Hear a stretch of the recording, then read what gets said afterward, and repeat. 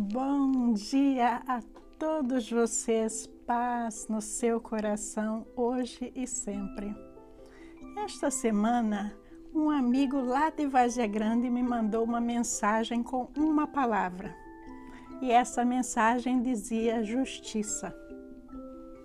Respondi a mensagem, mas fiquei intrigada. Como que este rapaz me manda uma palavra como mensagem? E daí comecei toda a minha meditação sobre a justiça. E o que me veio na cabeça é sobre matar. E eu comecei a meditar sobre matar, porque o mandamento de Deus diz não matar. Mas nós vemos na guerra, principalmente agora na Ucrânia, que todo mundo está assistindo na televisão a morte de tanta gente, tantas pessoas que nós dizemos inocentes, nós não a conhecemos, mas quando a gente vê, por exemplo, crianças, pessoas idosas, pessoas que estão no leito de hospital sendo mortos, a gente não acha que é uma coisa muito certa.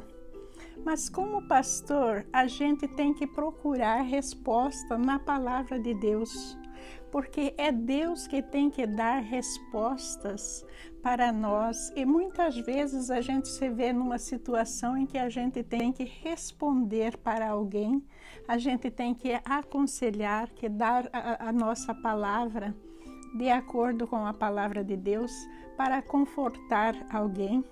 Mas como fazer isso? A gente não pode falar algo para agradar a pessoa, algo que a pessoa vai gostar de ouvir.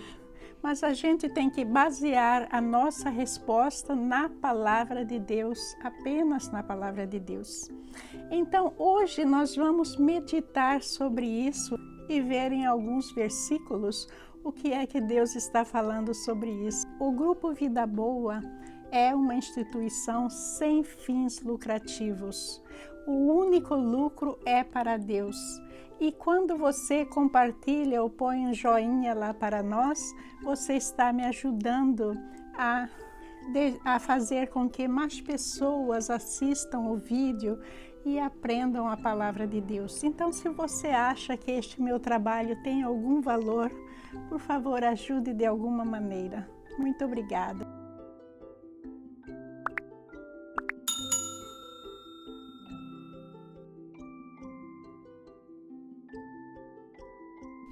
Para vocês que estão assistindo hoje a primeira vez, a sessão Gotas de Luz é a sessão em que eu compartilho a minha meditação diária com vocês.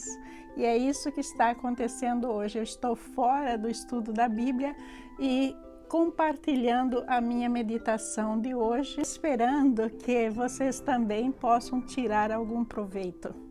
Nós vamos ver que na Bíblia nós encontramos várias situações em que Deus aprovou a guerra e também Deus participou de guerra em que houve mortes. E eu vou colocar para vocês 3 exemplos. O primeiro exemplo é um exemplo de guerra civil. O segundo exemplo, uma guerra que aconteceu no próprio céu. E o terceiro exemplo, uma guerra de conquista. Então vamos conferir. Assim começou uma longa guerra entre a família de Saul e a família de Davi. Com o tempo, Davi se fortaleceu cada vez mais e a família de Saul foi se enfraquecendo. Segundo Samuel 3, versículo 1. Houve guerra no céu. Miguel e seus anjos lutaram contra o dragão e seus anjos. O dragão perdeu a batalha e ele e seus anjos foram expulsos do céu. Apocalipse 12, versículos 7 e 8. Suas esposas, seus filhos e seus animais ficarão na terra que Moisés designou para vocês a leste do Jordão.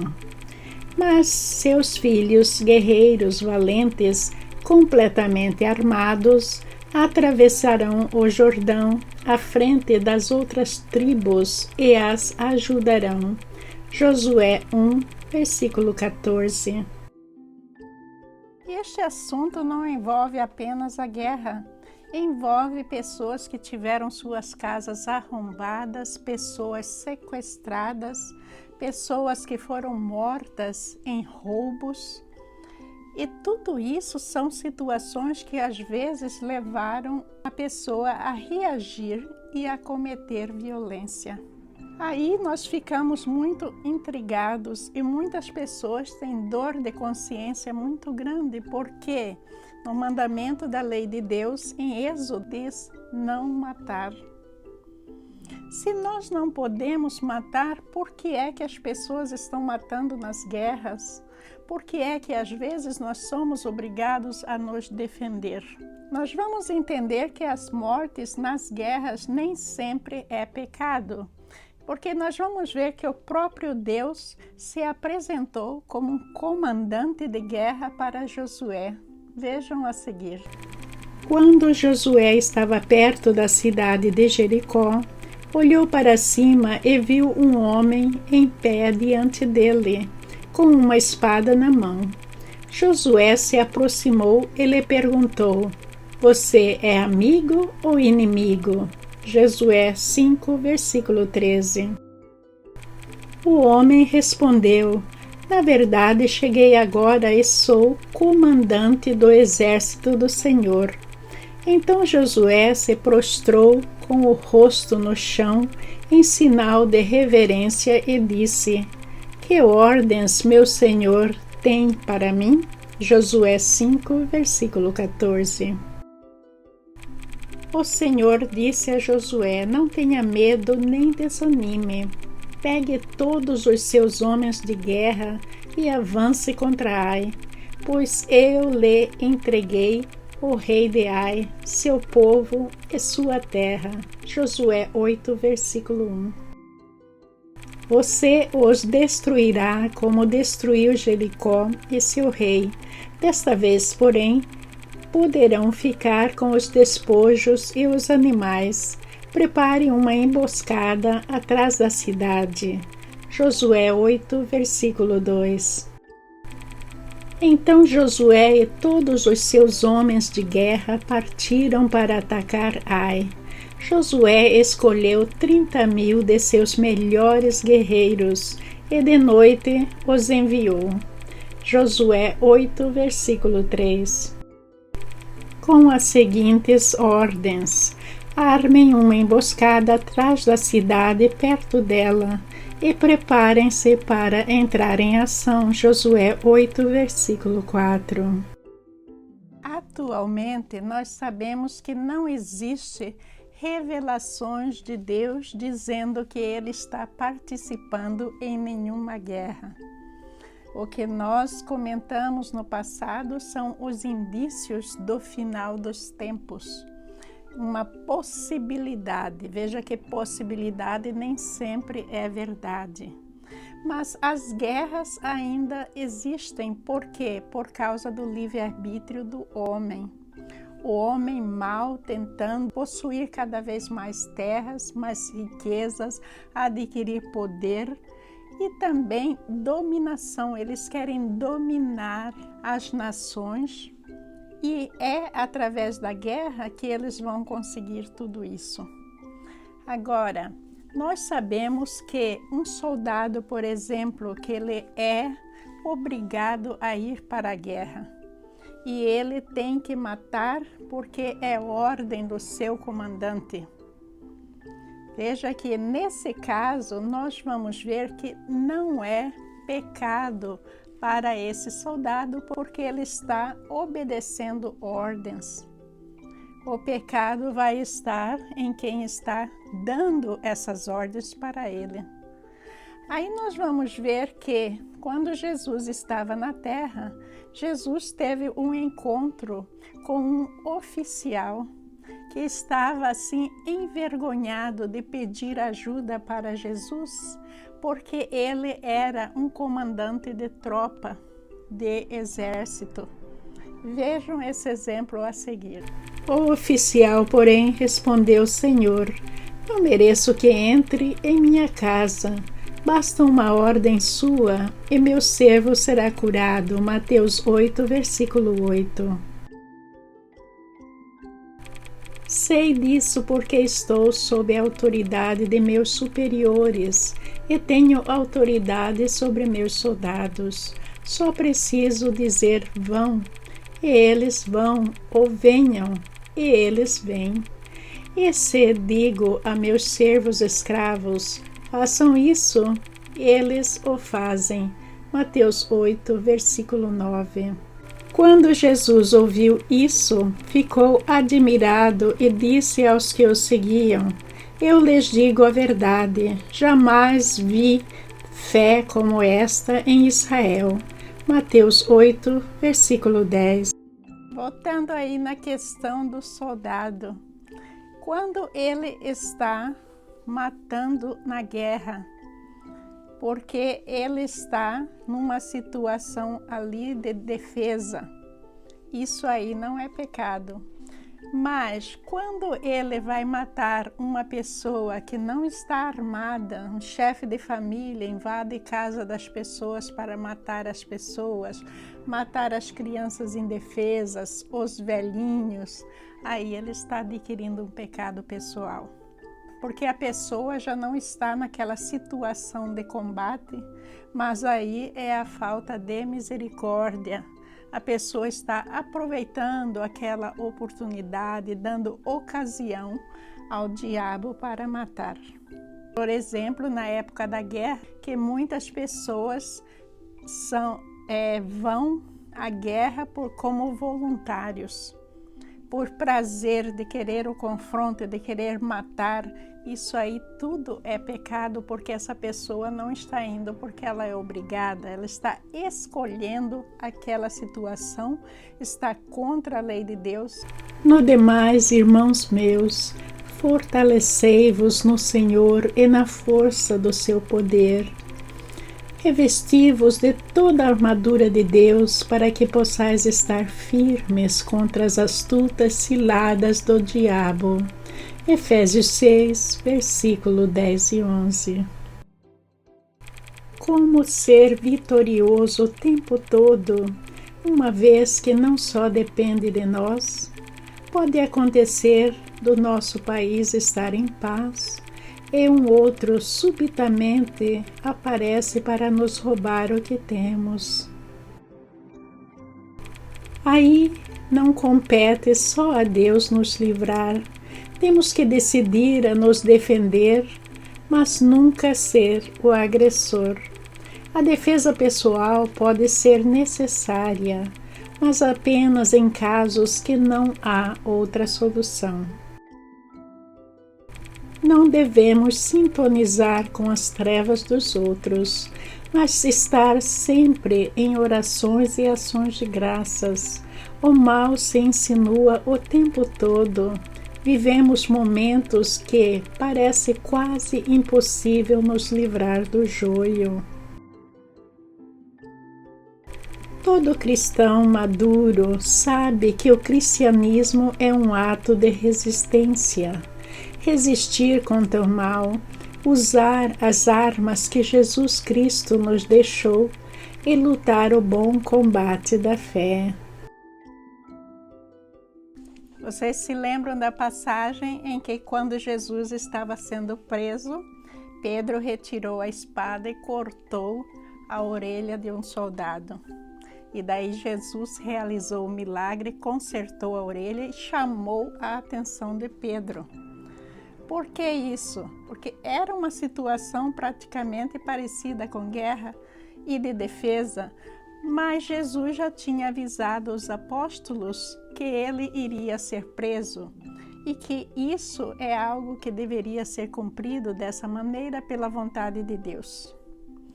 Mas aí, voltando na situação de um ladrão, de uma invasão, vamos supor que a gente está em casa e acontece no meio da noite uma invasão domiciliar e a pessoa atenta contra a vida da gente.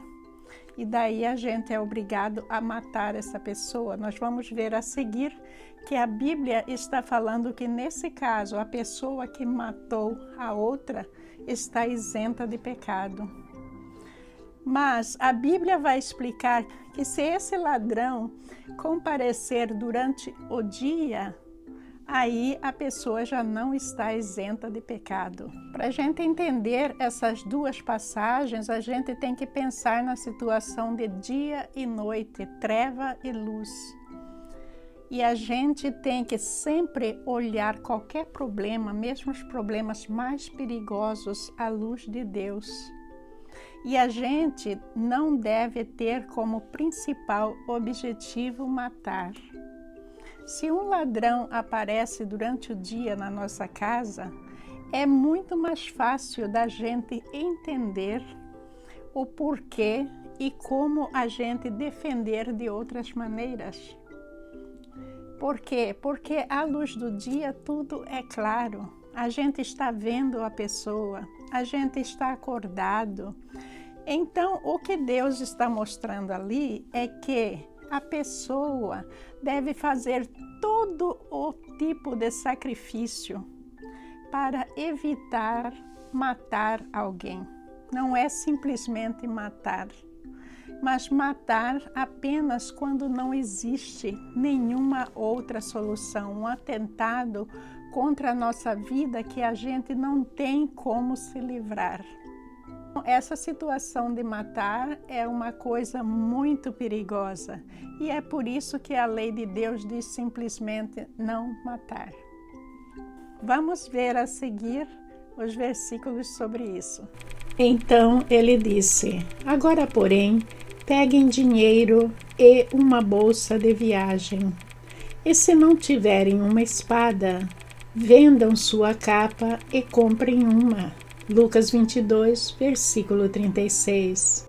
Se um ladrão for pego em flagrante arrombando uma casa e for ferido e morto no confronto, a pessoa que matou o ladrão não será culpada de homicídio. Êxodo 22, versículo 2. Mas se isso acontecer durante o dia, a pessoa que matou o ladrão será culpada de homicídio. O ladrão que for pego restituirá o valor total daquilo que roubou. Se não puder restituir o valor, será vendido como escravo para pagar pelos bens roubados. Êxodo 22, versículo 3. Espero que vocês tenham tirado algum proveito da nossa meditação em Gotas de Luz hoje. Mas não vão embora ainda, porque agora nós vamos responder apenas 5 questões sobre Mateus 28, que faz parte do teste relâmpago. Boa sorte e que Jesus os abençoe. Seja bem-vindo ao teste relâmpago sobre Mateus 28. Quem viu Jesus primeiro, depois da ressurreição? A. Pedro. B. As mulheres e os apóstolos. Ou C. Maria de Madalena. Para considerar a resposta correta, temos que verificar o que os outros apóstolos disseram, porque cada um chegaram ao túmulo a uma certa hora.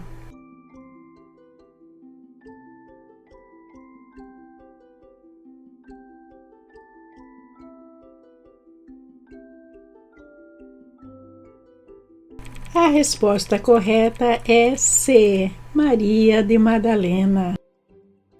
Quando Jesus ressuscitou dos mortos no domingo de manhã, bem cedo, a primeira pessoa que o viu foi Maria Madalena, a mulher de quem ele havia expulsado 7 demônios. Marcos 16, versículo 9. Onde foi realizada a aparição oficial de Jesus após a ressuscitação? A. Na Galileia, B. No Monte das Oliveiras ou C. Em Jerusalém. Uma dica para você é que Jesus era dessa descendência. Escolha apenas uma opção.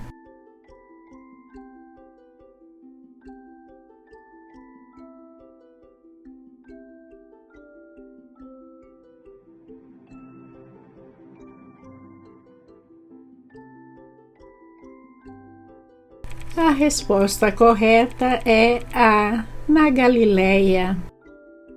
Depois disso, apareceu a mais de 500 irmãos de uma só vez, a maioria dos quais ainda está viva, embora alguns já tenham adormecido. 1 Coríntios 15, versículo 6. O que os apóstolos deveriam ensinar aos seus discípulos?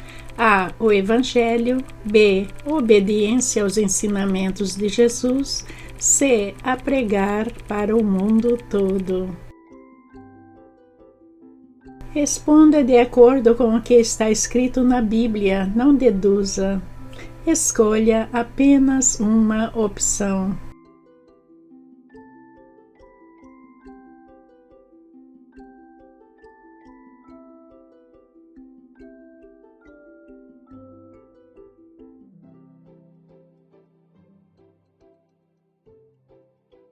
A resposta correta é B. Obediência aos ensinamentos de Jesus. Ensinando-os a obedecer a tudo o que eu ordenei a vocês. Eu estarei sempre com vocês até o fim dos tempos. Mateus 28, versículo 20. Qual foi a reação dos apóstolos quando Maria de Madalena disse que Jesus estava vivo? A. Ficaram muito felizes. B. Correram para o túmulo. Ou C. Não acreditaram. Escolha apenas uma opção.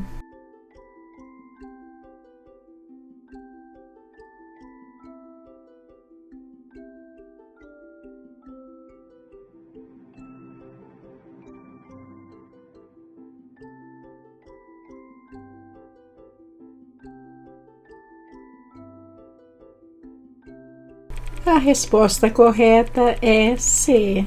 Não acreditaram. Quando ela disse que Jesus estava vivo e que o tinha visto, eles não acreditaram. Marcos 16, versículo 11. O anjo disse para as mulheres que Jesus não estava na sepultura e que ele já tinha ressuscitado, certo ou errado? Essa é muito fácil, saideira. Escolha apenas uma opção.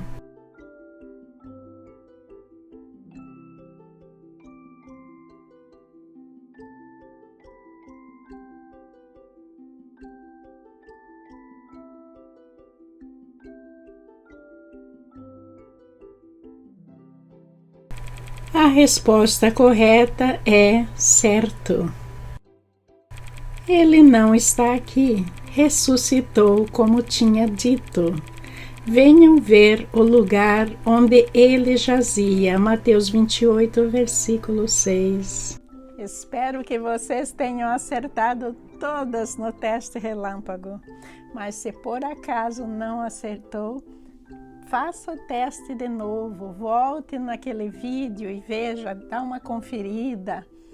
Dá uma lida de novo nos versículos e daí, se ainda tiver dúvida, pode me fazer perguntas, eu estou aqui e se eu souber, eu respondo. Que Jesus nos abençoe, muita paz nesse coração lindo, muito obrigada pela sua participação, por estar conosco estudando a Palavra de Deus. Que Ele nos dê sabedoria e uma vida completamente feliz. Bom dia, meus irmãos.